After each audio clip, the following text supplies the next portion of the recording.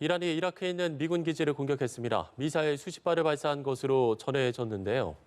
네. 술레이마니 사령관 폭사에 대한 보복 공격을 개시한 것으로 보입니다. 네, 일촉즉발의 전운이 감돌고 있는 중동 상황인데요. 전문가 연결해서 들어보겠습니다. 정상률 명지대 중동문제연구소 교수님 연결돼 있는데요. 교수님 나오셨습니까? 네, 안녕하세요. 예. 자, 말씀을 드린 것처럼 이란이 이라크에 있는 미군 기지를 공격을 했습니다. 글쎄요, 일단 13개 보복 시나리오가 있다라고 경고를 하기도 했는데 보복이 본격적으로 시작됐다 이렇게 좀 볼 수 있겠습니까? 그런 것 같습니다.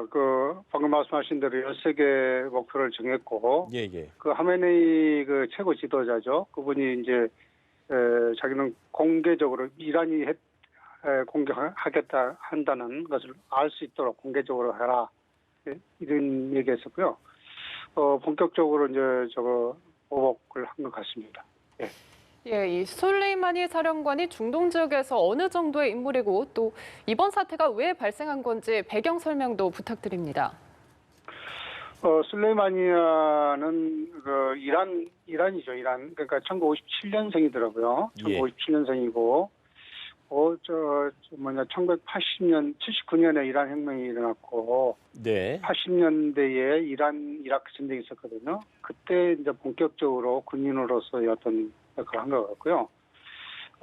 대표적인 게 이란 혁명 수비대, 거기서 1979년부터 2020년 얼마 전에 사망할 때까지 혁명 수비대에서 계속 근무했고, 네. 사령관이 한 거죠. 네. 그러고 이제 제가 쭉 자료를 찾아보니까 이란 이라크 전쟁 때 굉장히 많은 작전, 이제 이란에 대한 군사 작전이죠. 굉장히 예. 많이 했고요. 그 다음에 레바논 분쟁, 레바논 내전도 있었는데 1985년부터 예, 예. 있었는데 2000년까지 한 15년 내전이었죠. 이때도 개입을 했고요. 아프가니스탄 침공에도 개입했고 2006년에 이스라엘과 레바논 간의 전쟁이 있었는데 그때도 개입을 했고 네. 2003년에 미국과 이라크 전쟁이죠. 그런 때도 좀 개입한 것 같고요. 이란 이스라엘 갈등 과정에서 소위 말하는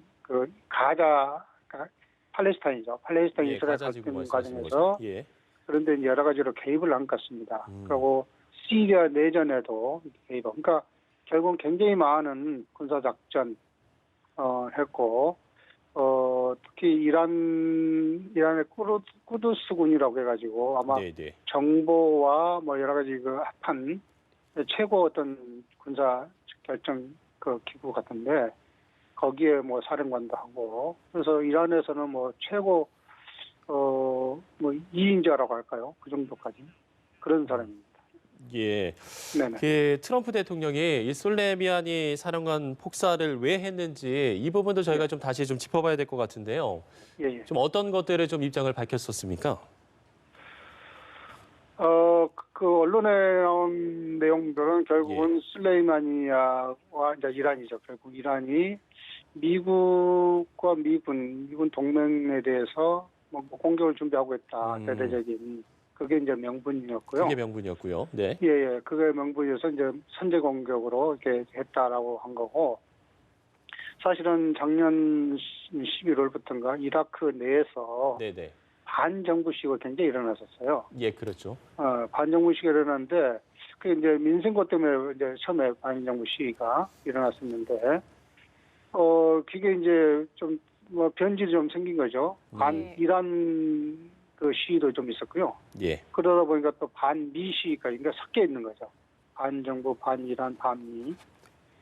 그런 과정에서 반미 시위대가 미국 대사관, 영사관 이런 데를 공격을 했고, 거기에 대해서 이제 미국은 결국 상징적인 국가에 대한 위신 문제니까, 예. 이제 술레이마니아를 공격을 했군요. 폭사시킨 거죠. 그런 것 같습니다. 그래서 예. 그것이 계속 에스컬레이터 돼가지고 지금 상황까지 이렇게 온 것 같습니다. 예. 어쨌든 지금 분위기는 좀 심상치가 않은 것 같습니다. 네네. 그럼에도 일각에서는 지금 미국과 이란이 설마 전면전까지 가겠느냐, 좀 이런 목소리도 나오는데요. 어떻게 전망을 하시는지요? 글쎄 저도 전면전까지는 좀 힘들 것 같다라는 생각이 드는데 아, 예. 오늘 이제 이란이 직접 미군 기지를 공격했기 때문에 예, 그렇죠. 우리가 한번 두 가지로 한번 해봐야 될 것 같은데요. 음. 이제 미국이 어떻게 나오느냐 또 달라지는 거죠. 그래서 상호간에 그 상향 에스컬레이터요. 에스컬레이터 이렇게 되면은 뭐 전면전까지 갈 수도 있다라고 우리가 항상 시나리오를 봐야 될 것 같고요. 예, 예. 지금 미국 국가안보팀과 무슨 협의 중이라고 그러니까 예. 그 결과에 따라서 내일 나올 것 아침에 같아요. 트럼프 대통령이 발표한다는 속보도 있었습니다. 예. 예. 아, 그렇습니까. 그러니까는 그런 상황이기 때문에 그때까지는 한번 기다려봐야 될 것 같은데요. 저도 이제 전면전까지 가게 되면은 이게 이제 결국 확대될 거고, 예, 예. 확대되면 이제 우리가 가장 최악의 시나리오는 무슨 제3차 세계대전인데, 그렇게까지 갈 수 있겠느냐. 좀 자제가 될 가능성이 좀 있지 않느냐인데, 저는 이렇게 보고 있습니다. 예. 예. 일단 뭐 트럼프 대통령이 이란의 미군 기지 공습과 관련해서 내일 아침에 성명을 발표한다고 하는데 내일쯤 그 시나리오를 알 수 있을 것 같은데요. 그런데 이번 이란 사태가 북한 비핵화 협상에 미치는 영향은 또 어떻게 보시는지, 지금 상황에서 북한과 미국의 협상이 가능하겠느냐 이런 우려 또한 나오고 있는데요. 네네. 지금 미국은 관심이 완전히 중동에 집중돼 있겠죠. 예. 그래서 북미 협상을 할 수 있는 여지가 조금 시간적으로 안 될 것 같고요. 좀 지연되지 않을까 그런 생각이 듭니다. 사실은 이란 핵 협상 2015년이죠. JCPOA라고 해가지고 예. 이란 협상이 오바마 정부 때인데요. 하나 사례가 됐었는데 그걸 기반으로 해서 이제 북미 협상도 좀 잘 됐으면 좋겠다라고 기대를 했었는데 네. 트럼프 정부 들어와서 탈퇴를 하고 그러면서 이제 재제재를 하게 되고 그런 것들이 다 영향을 미쳐서 지금까지 이제 이렇게 에스컬레이트 된 거고요. 네. 그래서 좀 지연될 것 같다는 생각이 듭니다. 예. 북미 협상이 지연될 것 같다. 지연될 것 같다. 이렇게 좀 분석을 했었고요. 네. 지금 이제 호르무즈 파병 문제가 계속 얘기가 나오고 있지 않습니까? 정영 네네. 안보실장이 지금 미국에 도착을 하기도 했는데 이 네. 호르무즈 파병 문제가 좀 논의될 가능성이 좀 높아 보이거든요. 어떻게 예상을 하십니까? 당연히 그 얘기가 될 거라고 보고요. 예.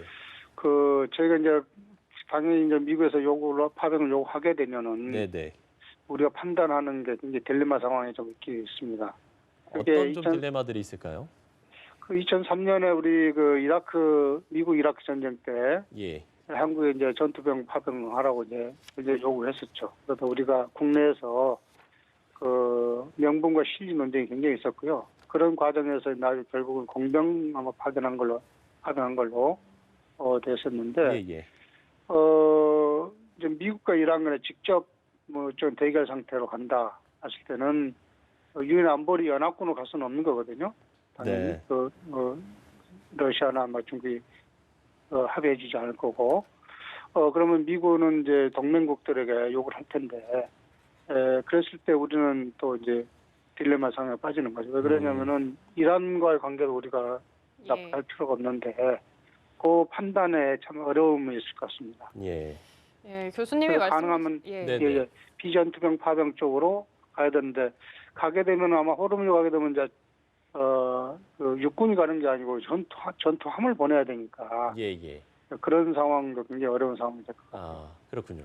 예, 네. 우리 입장에서도 굉장히 큰 딜레마일 것 같은데요. 일단 우리나라가 소비하는 원유의 70%가 이 호르무즈 해협을 통과하고 있고, 또 이라크에는 1,600명, 또 이란에는 290명의 한국인이 체류 중인데, 미국과 이란의 갈등이 우리에게 직접적으로 미치는 영향이 또 어떤 지점들이 있을까요? 방금 말씀하신 대로 호르무즈 해협이 세계 원유 통과가 한 20%, 우리나라 같은 경우는 한 70%라고 그러니까 직접적인 영향을 미치는 거고, 이제 원유뿐만 아니고 거기에 이란에 진출해 있는 기업들, 또 이란 근방의 국가들, 아랍 국가들, 굉장히 위기 상황이 되고요. 중동의 어떤 무역이라든가 산업 진출이라든가 이런 부분이 굉장히 어려워지지 않겠느냐 당분간은 그런 생각이 듭니다. 예, 그렇군요. 네. 아마도 미이란 문제를 원활하게 좀 해결이 됐으면 하는 게 모든 사람의 바람일 것 같은데 일단은 네, 좀 지켜봐야 될 것 같습니다. 자, 지금까지 정상렬 명지대 중동문제연구소 교수와 이야기 나눠봤습니다. 오늘 말씀 고맙습니다. 네네.